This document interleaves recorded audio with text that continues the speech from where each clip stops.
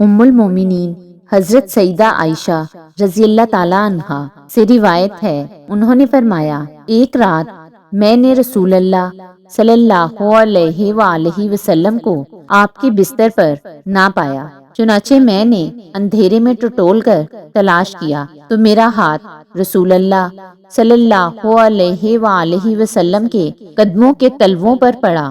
جو کھڑے تھے۔ رسول اللہ صلی اللہ علیہ وآلہ وسلم نماز کی جگہ میں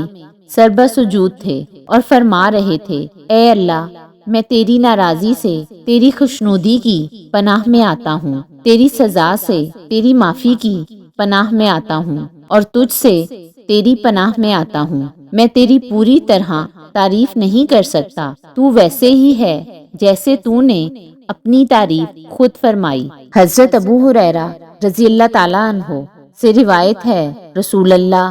صلی اللہ علیہ وآلہ وسلم نے فرمایا، فقر، قلت، ذلت، ظلم کرنے اور مظلوم ہونے سے اللہ کی پناہ مانگو۔ حضرت جابر رضی اللہ تعالیٰ عنہ سے روایت ہے، رسول اللہ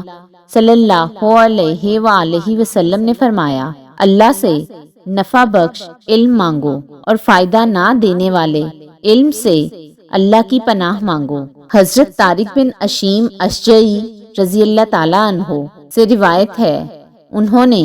نبی صلی اللہ علیہ وآلہ وسلم سے سنا، جبکہ ایک آدمی نے رسول اللہ صلی اللہ علیہ وآلہ وسلم کی خدمت میں حاضر ہو کر عرض کیا، اے اللہ کے رسول، جب میں اپنے رب سے سوال کروں تو کیسے کروں؟ آپ صلی اللہ علیہ وآلہ وسلم نے فرمایا، اس طرح کہہ، اللہم اغفر لی وارحمنی وعافینی وارزقنی، یا اللہ مجھے بخش دے، مجھ پر رحم کر، مجھے عافیت دے اور مجھے رزق دے۔ اور نبی صلی اللہ علیہ وآلہ وسلم نے یہ فرماتے ہوئے انگوٹھے کے سوا